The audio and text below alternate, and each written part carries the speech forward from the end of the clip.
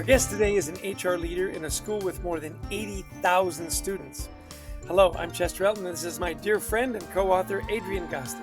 Well, thanks, Chess. Yeah, today we're going to learn how one university is keeping its staff members engaged and feeling mentally strong while providing a safe and positive educational environment for its students. As always, we hope the time you spend with us will help reduce the stigma of anxiety at work and in your personal life.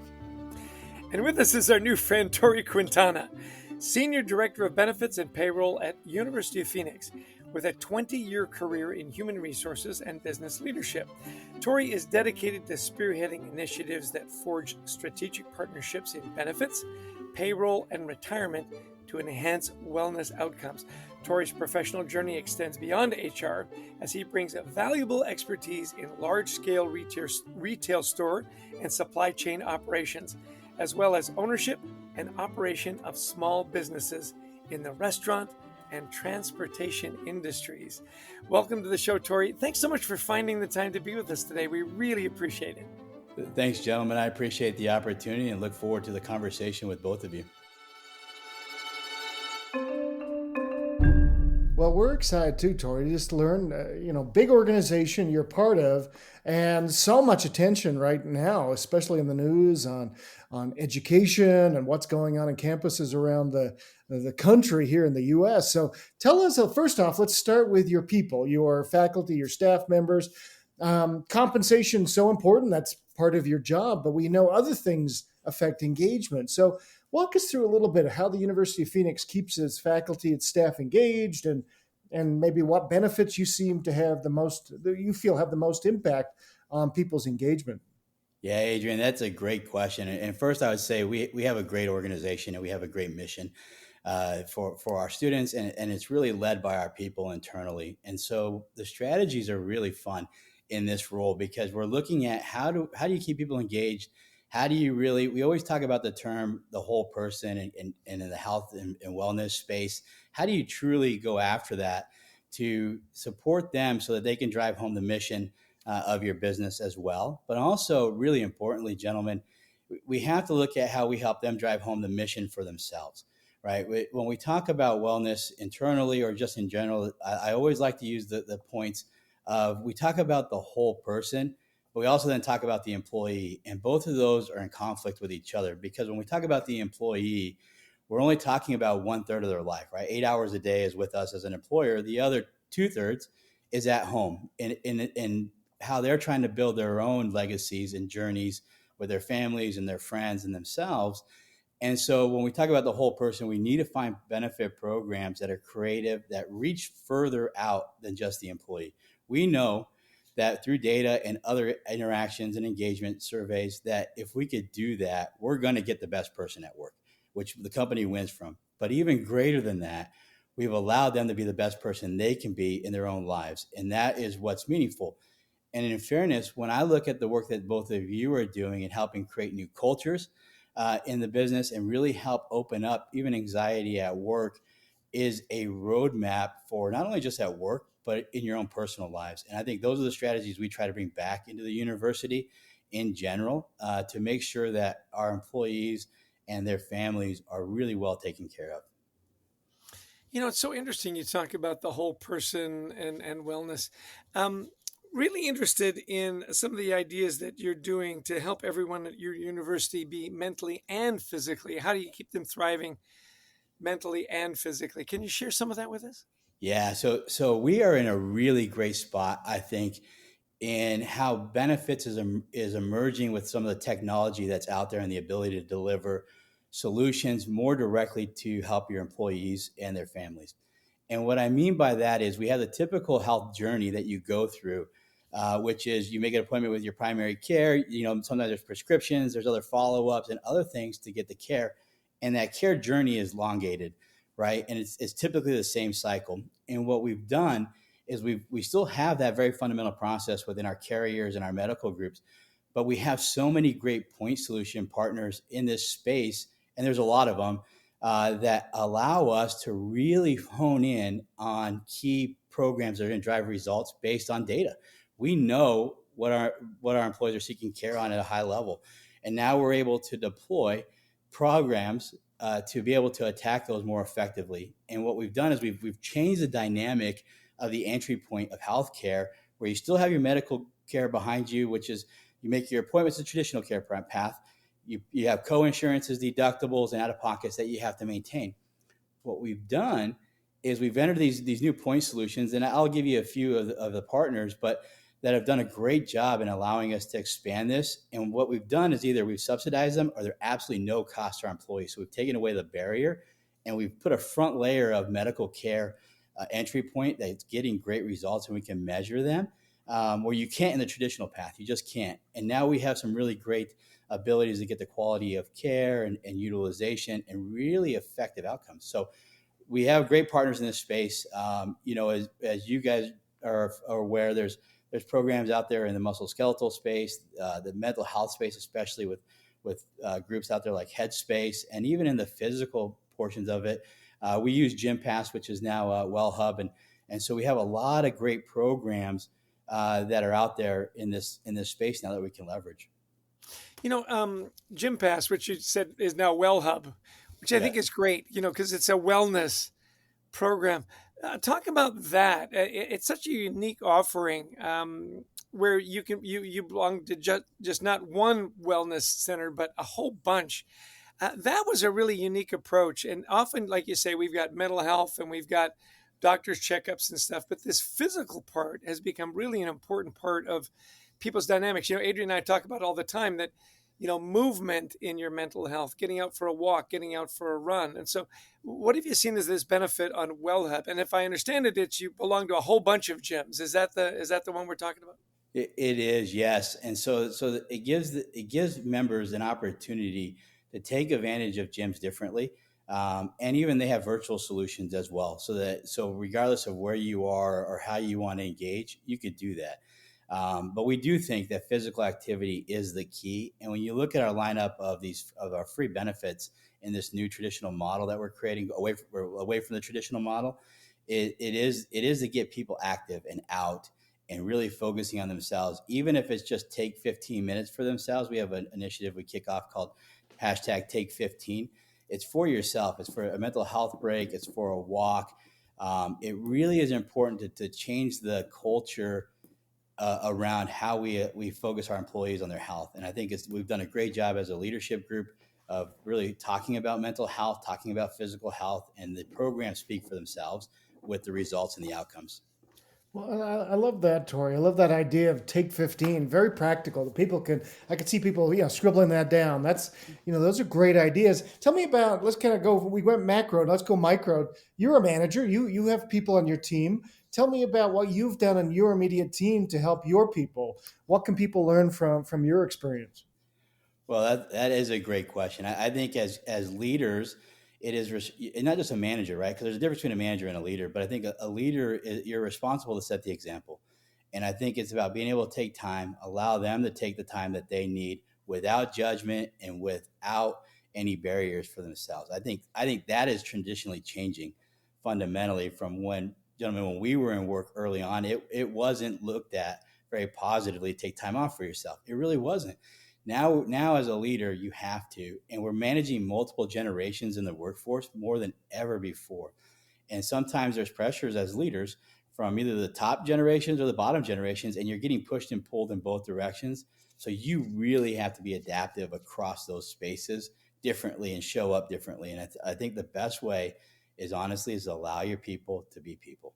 And as soon as you communicate that and you share that, the results will show from your team, and the productivity becomes very evident. Yeah. So just how can people learn more about what you're doing at the University of Phoenix, and how can people connect with you on a personal level? Well, that's a great one. So on a personal level, obviously LinkedIn is always the best platform Excellent. to reach out to and interact, and you can have great conversations that can lead to further partnerships and interactions. I think that is a great vehicle, in there. And I think as a university and a company, I think we are doing amazing stuff. I'm a beneficiary of the University of Phoenix education. I finished my degree there, and I'm very proud of it. I think when you look at 1 million alumni across our plus in our organization's history, and the leading ability to deliver education from a technology perspective. And what we're doing in my space is leveraging technology as a leader differently than most organizations are in the benefit space, as an example. And so we really are leaning into that as a company. And I think you can follow the great stuff the university does just by our sites and other news. I think there's a lot of great things to be proud of. 1 million alumni. That's half as many people as Adrian has on his Christmas card list. It is an impressive number, gentlemen. And when you look at it, it's the same mission that we're trying to do internally. Is we're trying to help people change their lives, whether it's through education or through health. We're trying to help them create the journey for themselves and the legacy for themselves. And I think what you see is selfishly, internally, my philosophy has always been as a leader, even in my own businesses, is it's not about just the products and services that we create, the legacy of those. It's how we help our people create their legacies. And I think your programs and your actions do that because you are responsible for them in some indirect way for the 2/3 of their lives outside of the organization. And that's the most meaningful to them sometimes. And I think that's the part, is helping them create their legacy in regards to what we do. But the university's journey is definitely has some pretty historical power in the history of it. That's amazing. You talked earlier about differences in generations. Yes. And the research we did on anxiety of the workplace, it came out that there very much are generational differences. So what are you seeing with the younger generations coming into school and into the workplace with regards, specifically to mental health? It seems that they're certainly more open to talking about mental health than, say, my generation or Adrian's generation. And are there any other general trends that might help leaders understand the differences in the younger generations? Yes, absolutely. So we are seeing that data very significantly in the younger generations. And I have young kids as well. And so I see that very much prominently in them as well as they enter into the school environment, in the work environment. There is a lot of anxiety and pressure on them more than ever before. And you could point to a whole host of the data pieces around it. COVID didn't help in some ways. Social media and news doesn't help around it in some ways. And how do you help them navigate those is important. That's why the programs that we put in place at the university around mental health and physical health are really important in the overall whole person support model. But we do see that very much so in all the data that by a multiple, almost double, the younger generation is experiencing anxiety or depression or other challenges in the workplace and in life in general. That's why these programs are so important. But the younger generation sometimes helps the older generation learn to communicate, to manage it differently. And I think that's what we're seeing here, is we're seeing some really great appropriate pressure from the younger generation to adapt. And I think we have to, but it is a challenge. The data is empirical out there.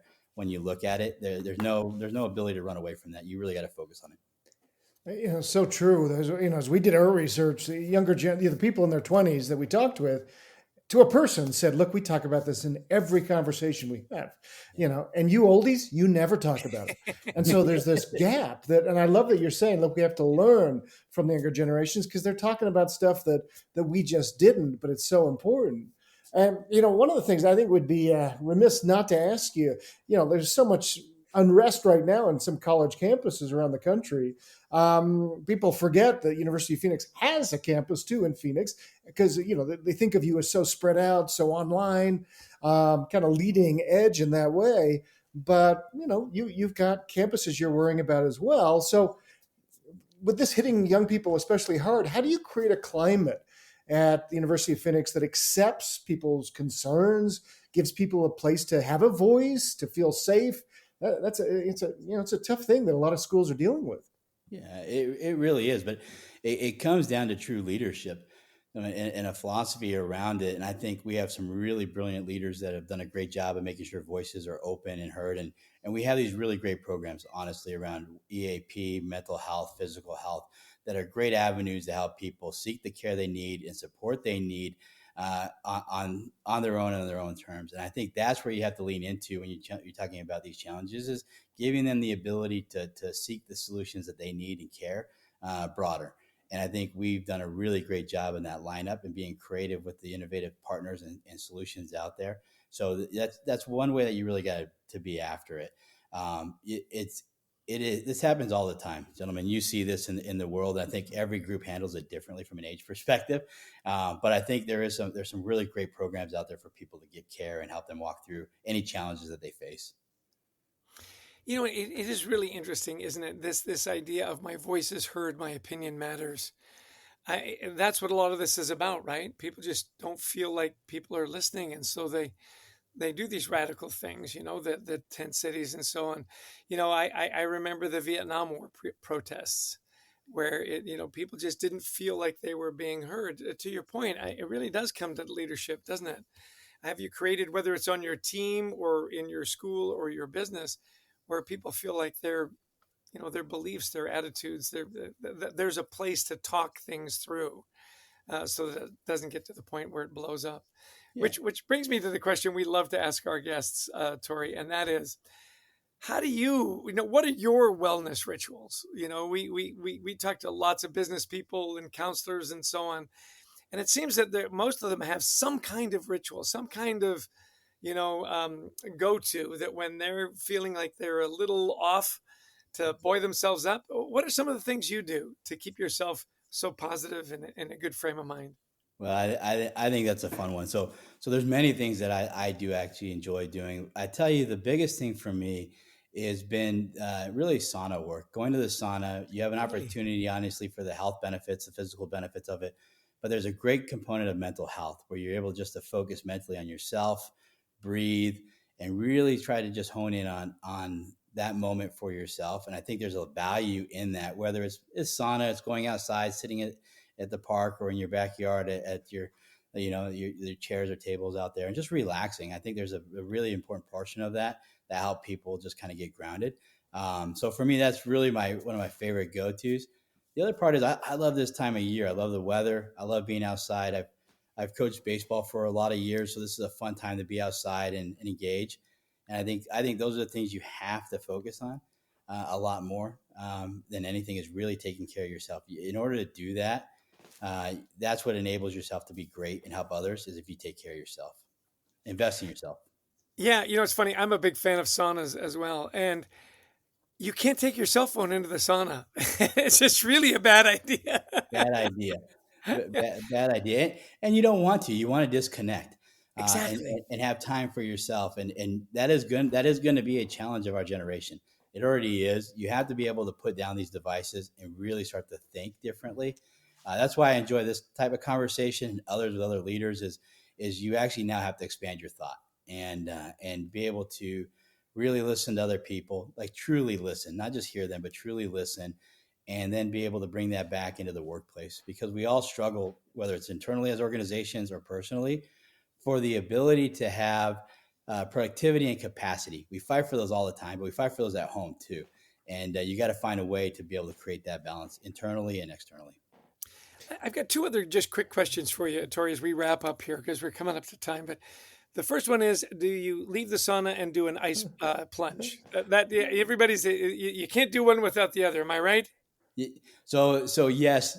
So I'm not a big fan of. I'm a believer of the ice bath. I can't tell you I could do it very well. I think there's a different level of mental capability to get there, and one day I To get will. into an ice bath, yeah. Yeah, to get there an ice bath. I think there is tremendous value in it. I have friends and my wife and sons do it, and I'll get there one day. Yeah. And the last question I have is, we talk about your work and we talk about you personally. How do you encourage like your family members to take this kind of time off? We always say, you said, work is 1/3 of your life and the other two. How do you encourage your family to take these mental breaks and take care of themselves mentally as well? So that's what I love. So when we talk about the programs we're putting in place, and even the work that you both of you gentlemen have done, it is a roadmap back to us if we leverage it right back to our families. And I think more than ever with the younger kids and the younger generation coming up, and what I see, it is important to encourage them to get the care that they need, to take care of themselves. It is important for us to start setting that example. So we do have that conversation. The fun part about sports is it's competitive, like in business, very competitive, and it brings a different focus to it. But in sports, we've always talked about the mental health aspect of sports and how you manage with failure and adversity and injuries and productivity, right? And the other things that we have to have, we talk about in sports. We haven't done a great job of bringing that back into the business, but it's been in sports for years openly. I think we have to do a better job of it. I think, but it also, to your point, Chester, it starts at home. And I think we've tried to do a good job of encouraging our kids to leverage their voice, but also to take care of themselves. Excellent. And I think last question, Torrey, is what's your favorite Gostick and Elton book? I think that's just a natural question. You know, gentlemen, that's a great question. I have them behind me here, so I don't want to hurt any feelings by calling out one or the other. But, yeah, it's like, what's your favorite kid? Of course, I understand completely. 100%. You know, I will tell you I have favorites and I rank them. And I would say probably the same goes for both of you. With gratitude. Well, I think gratitude plays a very important part in there. Yeah, it really does. And I do enjoy the work that you guys are bringing forward and the conversations you're bringing forward. I think they're meaningful in business, and you do a lot of executive coaching. And I think you see a lot of these similar challenges with leaders. We are human, but we also have to be able to really understand that we are in the people business for taking care of ourselves and our people. And you have to. I think that's a great point. I mean, more than anyone, you are in the people business at University of Phoenix, and so yeah, this is so powerful today, Torrey. Just to see an organization that's walking the talk and and living up to what we preach in our books. So thank you so much, for joining us today. This has just been a real delight to get to learn more about what you're doing and learn more about you, Torrey. Thanks for all you're doing for the people and the students in your care. Thank you both, Chester and Adrian, and I have to say the same for you. I think the message that you guys are trying to create is an important one, and the culture that you're influencing. I would say probably not 1 million people yet, but you guys are on a path to it, right? Appreciate you, Torrey. Thanks for your time, man. Cheers. Thank you, gentlemen. Have a great day. Adrian, 1 million alumni at the University of Phoenix. That's a lot of people, man. That's a lot of people. Yeah. So what were your takeaways in our conversation? Well, first off, you forget how many people, the University of Phoenix impacts their lives, because I've had people who've worked for me that I'm coached that have the University of Phoenix masters, et cetera. And you just don't realize how many families this university touches, as well as 80,000 employees. And so I love this idea of, look, it's the whole person. It's health and wellness. And they've got real tools they're using. That they mentioned a few of them. We've heard about WellHub. Really a powerful tool to be able to really give employees the tools they need to get not only physically and well, but also mentally as well. Yeah, it's interesting. I like the approach where it says, look, you do your regular stuff, your doctor's checkups and mental health check-ins and so on, that they create more space for the physical side. And I know you mentioned WellHub. People might know them as GymPass, but this idea that, look, he talked about breaking down the barriers. There's no cost. There's no barrier. Yeah. You belong to all these health clubs through WellHub. WellHub. Hey, maybe you should think about that. GymPass to WellHub, right? So you have no excuse. And I think when you break down those barriers, whether it's to talk to a counselor, whether it's to get your eyes checked or your teeth checked, and then say, and by the way, go to a gym and get somebody to work out with you. There's no barriers. It's all taken care of. I thought that was really an enlightened way of looking at it, right? Yeah, giving people the tools. Yeah, and this idea that, look, you're spending 1/3 of your life at work. And time-wise, it might be more like half, but that's only 1/3 of your life, right? You've got your family, you've got all these other things that you do, and we want to invite the whole person to come to work. I thought that was just really lovely the way he said that. Well, and let's too set an example of a leader. I love this, just simple thing. Take 15, right? But I mean, it sounds kind of, well, look, that's a no-brainer. You've got to put these rituals in place where as a boss, you say, guys, I'm going to take 15. I'm going to go for a walk. I'm going to go do this, that, or the other. And that there's no judgment when somebody needs a little mental health break, whether it's a day, whether it's a week, whether it's 15 minutes, that we're all accepting of that. Exactly. I love when you can take the concept and just encapsulate it like that. Just take 15. Yeah. And it's okay. And by the way, he said, leaders and managers, you have to set the example. And then lastly, I love the way he said, it's all about taking it home. I mean, if you got all these good practices at work, encourage your family, encourage your kids and your neighbors and so on to do the same. I'm a huge fan of the ripple effect. And there's nothing that ripples better than personal examples, right? I'm going to take 15. You should too. Well, those were my takeaways, Adrian. Anything? I think just the last one, he said, look, we got to learn from the younger generations instead of, and you and I, we do so many coaching sessions, we do so many speeches where leaders will say, hey, you need to tell these younger people they need to work like we work. Right. Well, what about learning and meeting maybe in the middle, changing things a little bit? It's okay.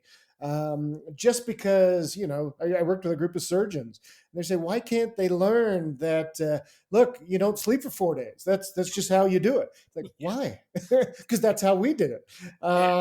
And so can we meet in the middle? Can we learn from each other? Here's an organization that really is. So I think that's terrific. One of the people I learned from, Chess, is our producer, Brent Klein. Oh, geez. He's been a mentor of mine for forever. Yeah. Absolutely brilliant. He makes us sound good on these podcasts. Christy Lawrence, who helps us find amazing guests. And to all of you who listened in, we want to thank you. If you like the podcast, share it, download it. We'd also love you to visit thecultureworks.com. There's some free resources there, including lots of information about our best-selling book, Anxiety at Work. Yeah, I love that you call out Brent Klein. To me, he's the Wayne Gretzky of podcast producers. There's no doubt or about it. Or the Guy Lafleur, either way. Or the Guy Lafleur, yeah. For those of you that are hockey fans, that will be very meaningful. Everybody else is like, who the heck are those guys? Anyway, we love speaking to audiences around the world, whether it's virtually or in person. Please give us a call. We talk about resilience. We talk about teamwork, culture, gratitude. Give us a call. We'd love to speak at your event. Well, Adrian, another wonderful guest, another wonderful podcast. Always fun to spend some time with you. And as always, I will give you the last word. Until next time, everyone, thanks for joining us, and we wish you the best of mental health.